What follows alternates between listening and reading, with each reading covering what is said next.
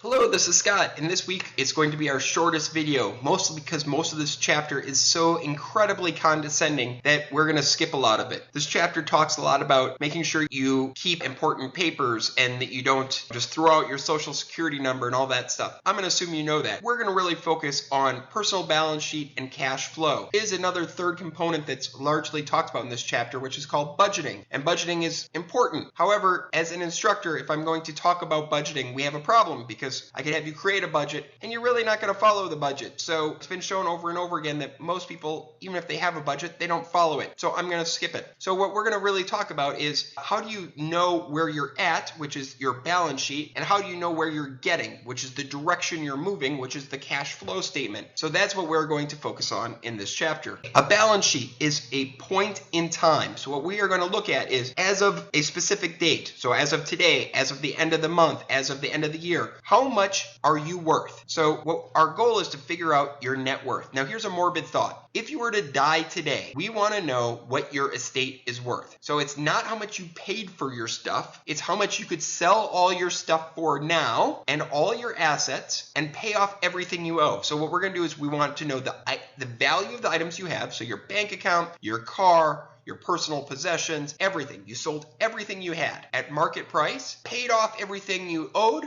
So I have a car, it's worth $10,000, I still owe $7,000 on it. That's $3,000 of value. So I want to know what is my net worth as of a specific date. So how are we going to do that? Well, we need to find and list our items of value. So we're going to do it in broad categories. So liquid assets, that's bank accounts, that's cash, all that other good stuff. Real estate, property. We're going to talk about personal possessions, cars, jewelry, electronics, computers, investment assets. So that's stocks, bonds, all these other things. We are going to list out everything that you have of value. Some things are going to be real easy. My bank account as of a certain day is worth X amount. Perfect. Some things are kind of hard. You don't know exactly what you could sell a house for or a car for or a computer for, but you could get a pretty good idea by looking on eBay or Craigslist or whatever to say, okay, what do I think I could sell it for? That's what we want. We don't care what you paid for. We want personal possessions, electronics, clothing, furniture, all of that. Just bunch it into something. An investment.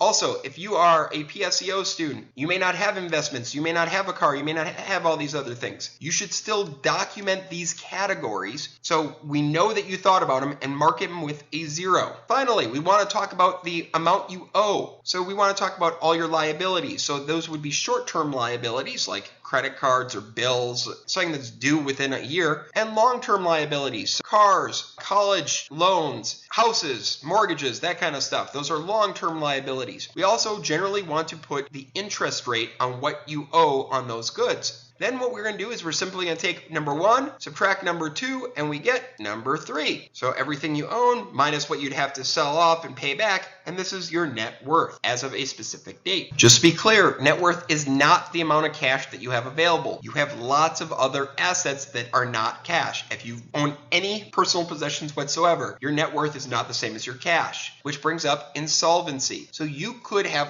lots and lots of net worth, but not be able to pay bills when they are due because they're not liquid enough. They're not in a form that you could pay. So if I had a Pablo Picasso painting that's worth $1 million and I have a $1,000 bill, I have enough value, but I just can't get the liquidity out of it to pay my $1,000. So we want to talk about your insolvency. So here's just a sample example of a balance sheet, right? Your assets, you have your liquid assets, which are basically your money and currency. You have real estate, you have investments, you have current liability. Categories for each of these. You have your totals, you have your liabilities, your current liabilities, your long-term liabilities, your total liabilities, and then 1 minus 2 equals 3, your net worth. What they didn't do here is you should normally put in what your percentage interest rate is on all your liabilities, so that way you could sort out and categorize which one you should pay off first. You generally want to pay off the one with the highest interest rate first. So if you want to increase your net worth, right, it's assets minus liabilities. You need to either increase your assets or decrease your liabilities. Either of those would help you increase your net worth and your value. Once we get our balance statement, we're going to start to create a whole bunch of ratios. These ratios, which I'm not going to go into real depth here because the book does a great job, starts to help you calculate well, how am I doing? And what these benchmarks do is they give you, or what these ratios do is they give you a benchmark to say, well, how am I doing compared to others? So if you talk about debt, your debt ratio, it's your total liabilities divided by your net worth. You obviously want to have lower debt compared to higher debt. So that will give you a common metric to help you understand how much you're paying off. Your current ratio, your liquidity ratio, your debt payment ratio, your saving ratio. It helps us to understand how much your savings, your liquidity ratios tells you basically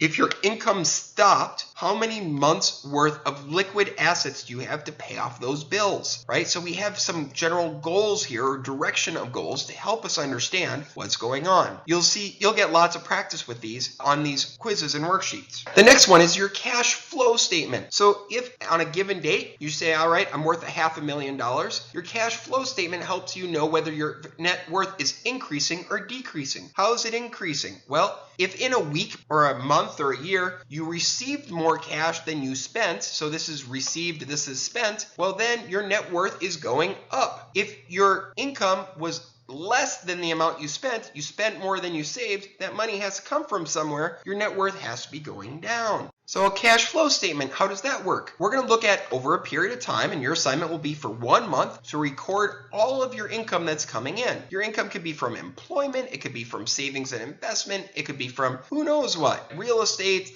rent, whatever. So this is all your income. Then we want to record all your output. We're going to record your utilities, your schooling, your insurance, your food, anything that you're spending money on, cars, mortgage. And then you're going to compare those two and say how much money is coming in versus how much money is going out. Here's a really good example of your cash flow statement. You can look at your cash inflow and all your cash outflow. So they talk about fixed expenses. So these are the same expenses that you could expect month in after month out, right? Your rent is going to be the same every single month. And then variable expenses. So your food, while you may have a budget on how much you spend for food, it's not perfectly the same from month to month to month. So we have all these different expenses, and we can look at your total income and your fixed expenses and your variable expenses to get your total expenses. And we could look at how your surplus is going on. Then we could decide, well, what are you doing with that surplus? Are you putting it in your emergency fund? Are you investing it in long term? What are you going to do with it? And as we talked about, if your outflows are less than your inflows, in other words, you're spending less than your inflows, you can put money into savings or pay off debt. Your net worth is increasing. But if you're spending more than you're making, well, that money that you're spending has to come from somewhere. Either it's coming from your savings or you're adding to debt. Either one of those would cause your net worth to be decreasing.